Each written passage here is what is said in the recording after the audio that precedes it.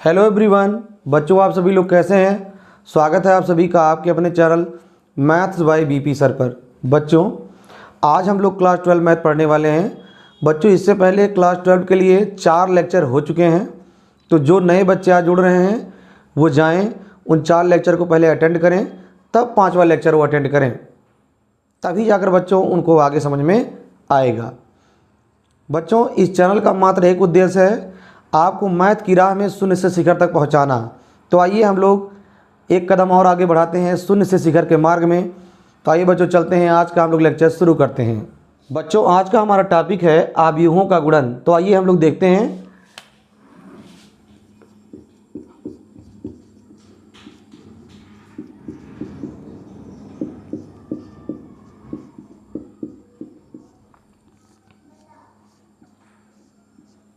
बच्चों आव्यूहों के गुणन के लिए एक शर्त है। वो शर्त है बच्चों कि दो आव्यूह का गुणा आप तभी कर पाएंगे जब पहले आव्यूह के स्तंभों की संख्या दूसरे आव्यूह के पंक्तियों की संख्या बराबर हो, तभी आप गुणा दो आव्यूहों का कर पाएंगे। ठीक है बच्चों, तो मैं यहाँ कंडीशन लिख रहा हूँ, ध्यान से आप लोग समझिए। देखिए बच्चों, आप मान लीजिए आपके पास दो आव्यूह है, एक आव्यूह ए है और दूसरा आव्यूह बी है। तो ए और बी का गुणा आप कब कर पाओगे, है ना। तो शर्त मैंने आपको बताया कि ए में स्तंभों की संख्या, है ना, बी में पंक्तियों के संख्या के बराबर होनी चाहिए। तो वही मैं लिखने जा रहा हूं, है ना। दो आव्यूहों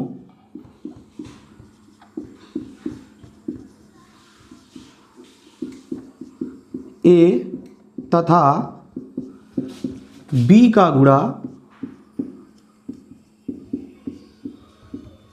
तभी संभव है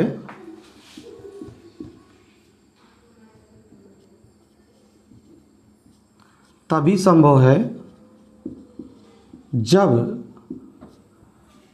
ए में स्तंभों की संख्या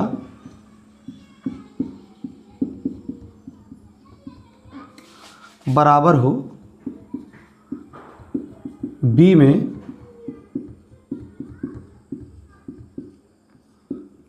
पंक्तियों की संख्या के। ठीक है बच्चों, ये कंडीशन आप याद कर लीजिए, अपने दिमाग में बैठा लीजिए कि दो आव्यूहों ए और बी का गुणा तभी संभव है जब ए में स्तंभों की संख्या बी में पंक्तियों की संख्या के बराबर हो। ठीक है बच्चों, अगर वो दोनों आव्यूह समान क्रम के होंगे तब तो गुणा होगा ही, लेकिन अगर समान क्रम के ना हो तो ये कंडीशन फॉलो होना चाहिए। क्या? ए में जितने स्तंभ हों बी में उतनी पंक्तियां होनी चाहिए। क्लियर है? जैसे एक एग्जाम्पल से समझिए आप। मान लीजिए ए का क्रम है ना 2x3 है। क्लियर बच्चों, यानी मैंने एक आव्यूह मान लिया जिसका क्रम है 2x3, यानी उसमें 2 पंक्ति हैं और 3 स्तंभ हैं। क्लियर।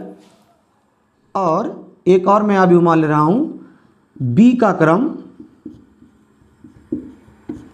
3x2 है बच्चों, यानी जो हमारे पास बी आव्यूह है उसमें 3 पंक्तियां हैं और 2 स्तंभ हैं। क्लियर हुआ बात?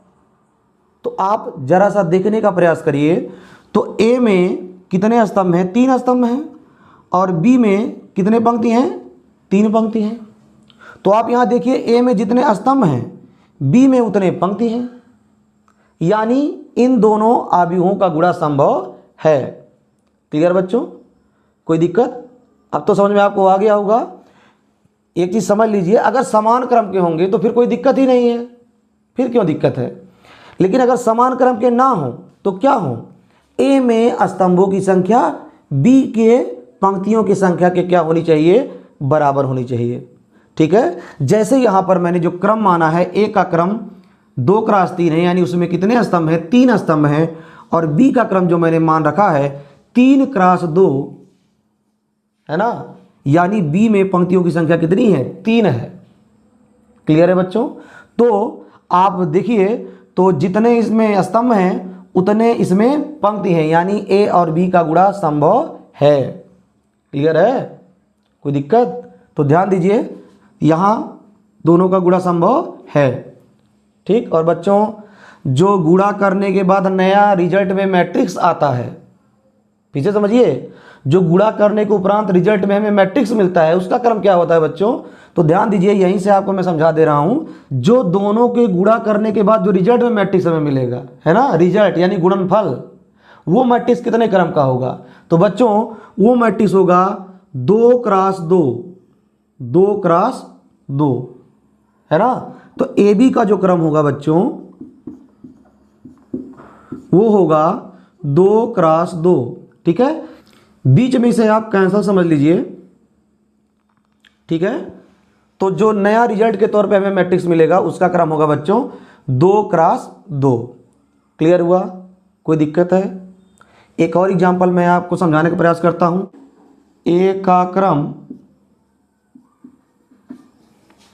मान लीजिए बच्चों m×p है, यानी एक मैंने आव्यूह माना है जिसका क्रम कितना है m×p, और एक और आव्यूह मान ले रहा हूं b जिसका क्रम है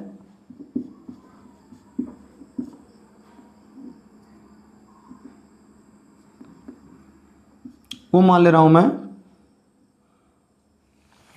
p×n। क्लियर बच्चों।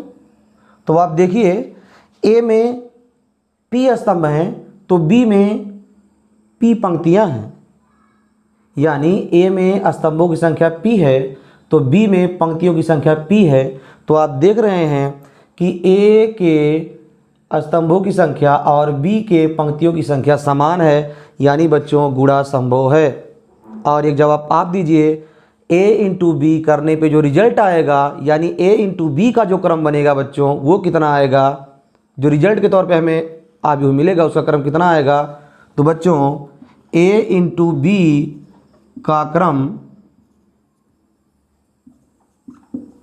वो बनेगा बच्चों, देखिए इसको आप कैंसल समझ लीजिए, तो m×n क्रम का हमें आव्यूह प्राप्त होगा, यानी गुणा करने के बाद जो रिजल्ट पे हमें मैट्रिक्स मिलेगा उसका क्रम बच्चों होगा m×n। बच्चों उम्मीद है अब आपको ये सारी बातें समझ में आ गई होंगी।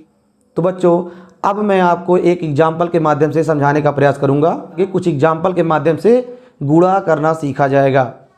बच्चों आव्यूहों के गुणा को समझने के लिए मैंने एक एग्जाम्पल आपके समक्ष लिखा है, तो इसको देखिए और समझने का प्रयास कीजिए। देखिए बच्चों दिया है यदि c बराबर 1 - 1 2 0 3 4 तथा d बराबर दिया है 2 7 - 1 1 5 4, तो c × d ज्ञात करें, यानी हमें c और d का गुणनफल ज्ञात करना है बच्चों। तो ध्यान से समझिएगा, आपको यहाँ पता चलेगा कि कैसे दो आव्यूहों का गुणा होता है ना। देखिए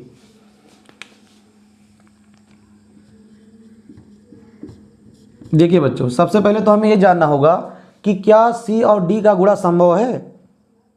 तो देखिए c का क्रम क्या है बच्चों, एक बार c मैं लिख दूं, चलो अच्छा लिख देना सीधे।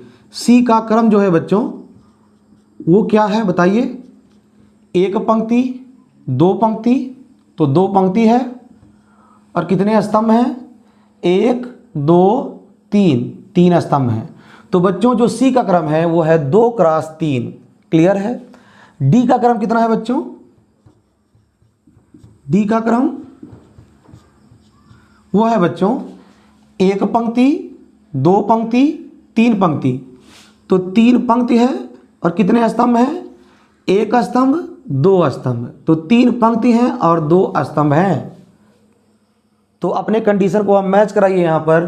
तो c का क्रम कुछ इस प्रकार है कि c में 3 स्तंभ हैं तो d में 3 पंक्तियां हैं। तो आप देखिए c में स्तंभों की संख्या और d में पंक्तियों की संख्या बराबर है, यानी बच्चों हम लोग c और d का गुणा कर सकते हैं, c और d का गुणा संभव है।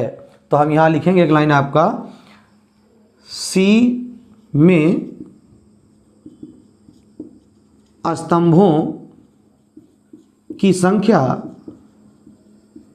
बराबर d में पंक्तियों की संख्या कितनी है बच्चों? 3 है। समान है। देखिए सी में जितने स्तंभ हैं डी में उतने पंक्ति हैं। अतः है सी इंटू डी संभव है। यानी बच्चों हम लोग सी और डी का गुणा कर सकते हैं। क्लियर है? कोई दिक्कत? अब ध्यान दीजिए, आइए हम लोग गुणा करते हैं और आपको हम समझाने का प्रयास करेंगे कि कैसे दो अवयवों का गुणा होता है। तो देखिए सी इंटू डी, एक बार सी लिख लीजिए, 1 -1 2 0 3 4 इंटू डी 2 -1 5 7 1 4। क्लियर है बच्चों? कोई दिक्कत? अब मैं एक अलग कलर का पेन ले रहा हूं ताकि आपको समझाने में आसानी हो। देखिए बच्चों गुणा कैसे किया जाता है। देखिए बच्चों हम लोग क्या करते हैं, एक पंक्ति को आप उठा लीजिए, है ना? ठीक, एक पंक्ति को आप उठा लीजिए। देखिए सी वाले का पंक्ति उठाइए और डी वाले का स्तंभ उठाइए और गुणा कर दीजिए। पहले वाले का पंक्ति उठाइए, दूसरे वाले का स्तंभ उठाइए और गुणा कर दीजिए। देखिए कैसे होगा। पंक्ति उठाइए, स्तंभ में गुणा कराइए। तो देखिए 1 गुणा 2, 1 का गुणा हो गया 2 में, फिर प्लस लगेगा। -1 का गुणा किस में कराएंगे? -1 से, फिर प्लस लगाएंगे बच्चों। 2 का गुणा किस में कराएंगे? 5 में। क्लियर है? कोई दिक्कत है? अब ध्यान दीजिए, पहली पंक्ति को आपने उठाया, पहले स्तंभ में कराया, ठीक है। अब यहां मैं एरो लगाने जा रहा हूं दूसरे स्तंभ पर, ठीक। अब पहली पंक्ति को उठाइए और दूसरे स्तंभ में कराइए। 1 गुणे 7 प्लस -1 गुणे 1 प्लस 2 गुणे 4। क्लियर है बच्चों? कोई दिक्कत? तो मैंने क्या किया, पहले पंक्ति को उठाया, पहले स्तंभ में गुणा कराया, ठीक है। जो हमारे नए बनने वाले मैट्रिक्स का पहला एलिमेंट होगा, इतना पूरा पहला एलिमेंट होगा बच्चों, ठीक। पहली पंक्ति को उठाया, दूसरे स्तंभ में कराया, तो हमारे रिजल्ट वाले मैट्रिक्स का ये दूसरा एलिमेंट बना, पहले पंक्ति का दूसरा एलिमेंट बना, ठीक है।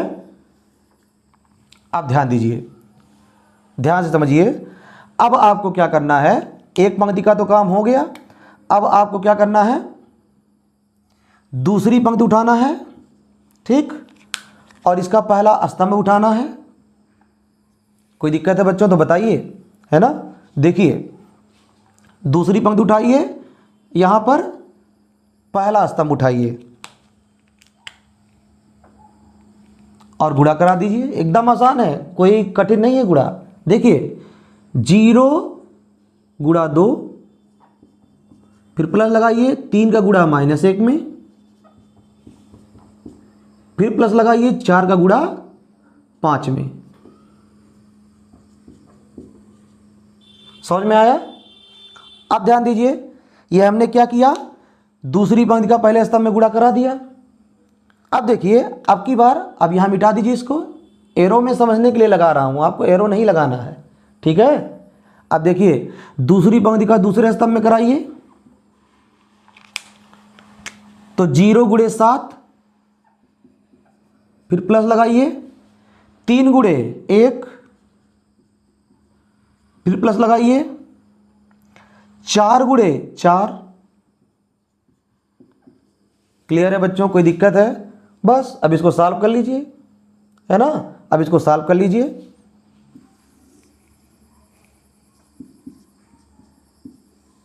देखिए बच्चों, 2 एकम 2 प्लस -1 का -1 में गुणा कराएंगे जब आप, तो माइनस माइनस हो जाएगा प्लस, और कितना आ जाएगा बच्चों 1। 2 पंचे कितना होगा बच्चों 10। क्लियर? ऐसे यहाँ देखिए, शून्य का जब आप 2 में गुणा कराएंगे, शून्य का आप कहीं गुणा कराइए, कितना 0। 3 एकम 3, लेकिन बच्चों माइनस प्लस कितना हो जाएगा माइनस, तो कितना मिला -3। ठीक है, 4 पंचे 20, तो प्लस 20। कोई दिक्कत बच्चों? अब यहाँ देखिए 7 एकम 7, ठीक, 1 एकम 1, माइनस प्लस माइनस, तो -1, 2 चौक 8, तो +8, शून्य का 7 में गुणा कराएंगे 0, 3 एकम 3, ठीक, प्लस 4 चौक 16,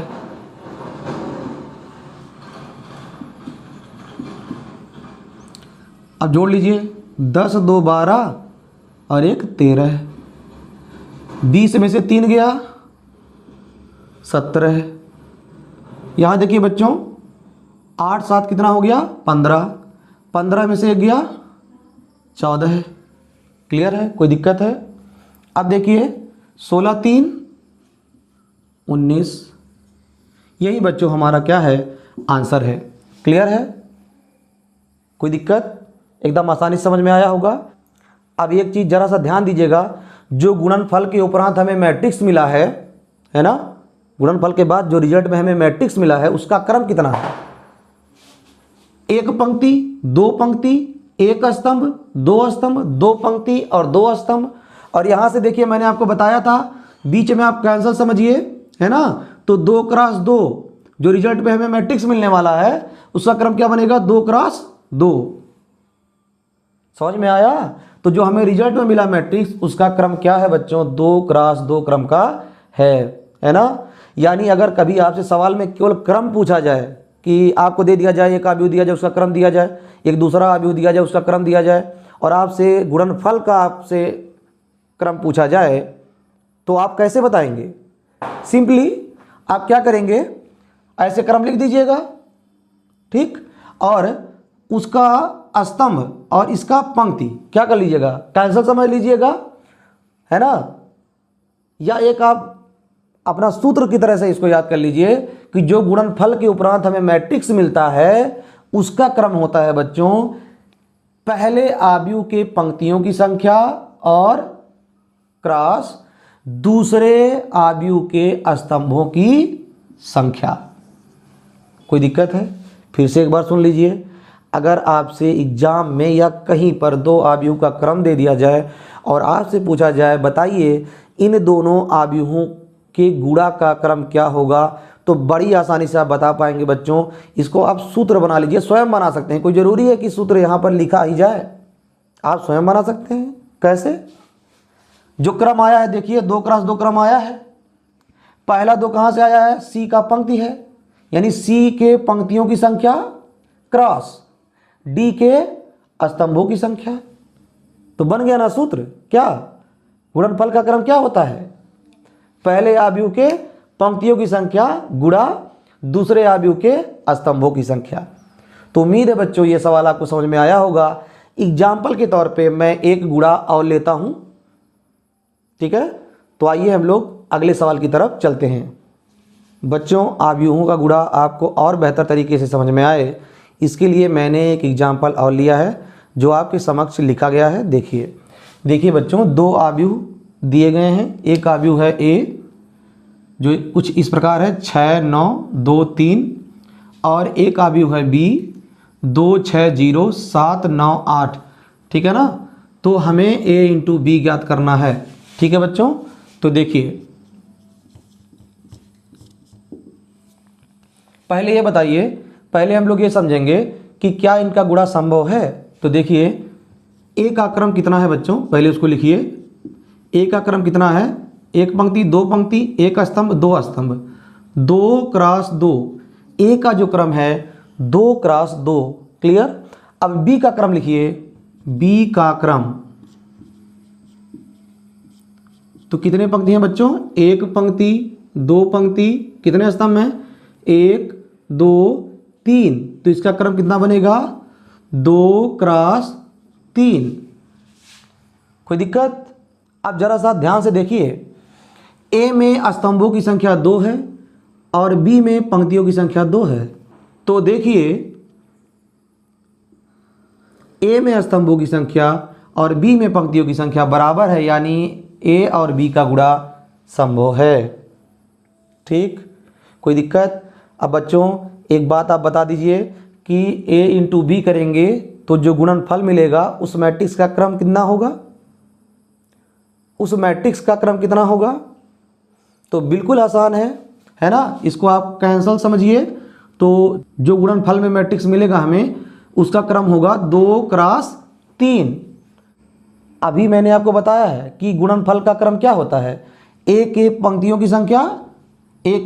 की संख्या और क्रॉस बी के स्तंभों की संख्या, यानी जो हमें a इंटू बी मिलने वाला है उसका क्रम कितना बनेगा बच्चों? 2 क्रॉस 3 बनेगा। क्लियर? बिना लगाए हम क्रम बता सकते हैं, कोई ज़रूरी नहीं है कि हम सवाल को लगाएं और तब क्रम को हम बताएं। क्लियर? तो देखिए, आइए हम लोग लिखते हैं a में स्तंभों की संख्या बराबर b में पंक्तियों की संख्या। पंक्तियों की संख्या कितनी है बच्चों? 2 स्तंभ ए में है, 2 पंक्ति बी में है ना। यानी गुणा संभव है, इसलिए a इंटू बी संभव है। ध्यान दीजिए बच्चों, जो मैं ये चेक करके बता रहा हूँ, अगर आपको देख करके पता चल जाए, यानी आप ए और बी को सीधे देख करके आप बता सकते हैं, तो ये इतना लिखने की ज़रूरी नहीं है, आप सीधे a इंटू बी निकाल सकते हैं। क्लियर? थोड़ा सा अभी शुरुआत है इसलिए मैं लिख रहा हूँ। जैसे जैसे हम लोग आगे बढ़ेंगे तो ये सब चीज़ें मैं नहीं लिखूँगा, सीधे आपको समझा दूँगा कि ऐसे देखिए इनका जो है ये ए का जो स्तंभ है ना, ए का जो स्तंभों की संख्या है बी के पंक्तियों की संख्या के बराबर है, यानी गुणा संभव है, ऐसे बता देंगे। ठीक है? लेकिन अभी शुरुआत है तो थोड़ा सा आपके मन में एकदम बैठ जाए कि क्या प्रोसेस है ना, इसीलिए मैं लिख रहा हूँ। अब आइए हम लोग गुणा करते हैं a इंटू बी। तो बच्चों a लिखिए 6 9 2 3 इंटू 2 6 0 7 9 8। क्लियर? अब गुणा कराइए तो एकदम आसान है गुणा बच्चों। क्या करते हैं, आपको मैंने बताया था अभी तरीका। पहली पंक्ति को उठा लीजिए और यहाँ से पहले स्तंभ को उठा लीजिए, गुणा करा लीजिए। ठीक है, कराइए। 6 का गुणा 2 में 6 गुणा 2, 6 गुणे 2, फिर प्लस 9 का गुणा 7 में कराइए, 9 गुणे 7। क्लियर? अगला काम करिए, अब पहली पंक्ति उठाइए, आपकी दूसरे स्तंभ में कराइए, 6 गुणे 6 प्लस 9 गुणे 9। क्लियर? अब दूसरा स्तंभ भी हो गया। अब पहला पंक्ति उठाइए और तीसरे स्तंभ में गुणा कराइए, 6 गुणे 0 प्लस 9 गुणे 8। तो बच्चों मैंने क्या किया, पहली पंक्ति को उठाया, पहले स्तंभ में कराया जो कि A11 एलिमेंट बना। पहली पंक्ति को उठाया, दूसरे स्तंभ में किया जो A12 एलिमेंट बना। पहली पंक्ति को उठाया, तीसरे स्तंभ में किया तो A13 एलिमेंट हमें मिल गया। कोई दिक्कत है? अब आइए, पहली पंक्ति का कहानी ख़त्म है ना। अब गुणा हमको कराना है ना, किसमें? दूसरी पंक्ति उठाइए, पहला स्तंभ उठाइए, एकदम आसान है बच्चों। देखिए तो 2 गुणा 2 प्लस 3 गुणा 7। क्लियर है? आपकी ध्यान दीजिए, पहला स्तंभ हो गया, अब दूसरा स्तंभ उठा लीजिए, दूसरी पंक्ति दूसरा स्तंभ, 2 गुणा 6 प्लस 3 गुणे 9। कोई दिक्कत बच्चों? एकदम क्लियर? अब तीसरा स्तंभ उठा लीजिए, दूसरी पंक्ति तीसरा स्तंभ उठाइए, 2 गुणे 0 प्लस 3 गुणे 8।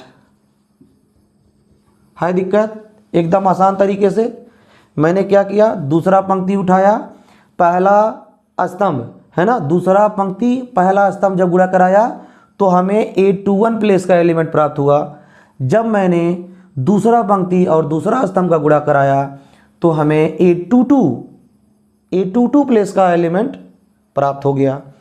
जब मैंने दूसरा पंक्ति और तीसरा स्तंभ उठाया तो हमें A23 प्लेस का एलिमेंट प्राप्त हो गया। कोई दिक्कत? अब नॉर्मल सा कैलकुलेशन है, इसको कर लीजिए और आपका गुणनफल आ जाएगा। तो आइए देखिए बच्चों, इधर मैं लिख रहा हूँ A × B बराबर 6 दूना 12 प्लस 9 सत्ते 63। कोई दिक्कत बच्चों? 2 दूना 4 प्लस 3 सत्ते 21, 6 चवक 36 प्लस 9 नवा 81,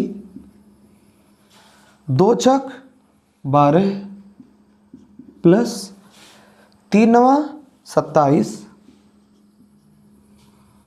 6 का गुणा 0 में कराइए तो कितना मिलेगा? 0 प्लस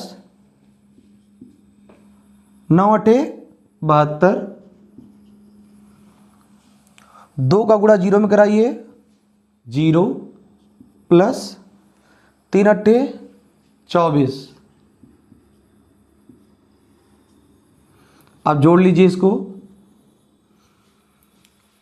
3 2 5 6 1 7, 21 4 25, 6 1 7 8 3 11, 0 में 72 जुड़ा 72। 27 में 12 जोड़िए 27, 10 37 2 39, ठीक। 24 में 0 जोड़िए 24। यही बच्चों हमारा आंसर है। समझ में आया बच्चों? अब जरा सा ध्यान दीजिए बच्चों, जो गुणनफल में हमें मैट्रिक्स मिला है उसका क्रम क्या है? एक पंक्ति, दो पंक्ति, एक स्तंभ, दो स्तंभ, तीन स्तंभ, 2 क्रॉस 3, 2 पंक्ति और 3 स्तंभ। यहाँ हमने आपको शुरू में ही बताया था जो हमें रिजल्ट मिलने वाला है वो 2 क्रॉस 3 क्रम का एक आव्यूह मिलने वाला है। क्लियर हुआ बच्चों? बच्चों उम्मीद है अब आपको 2 आव्यूहों का गुणा समझ में आ गया होगा। ठीक है बच्चों, कल हम लोग बढ़ेंगे इसके आगे के टॉपिक की तरफ। आज के लिए इतना ही, मिलते हैं फिर कल। आप सभी का बहुत बहुत धन्यवाद।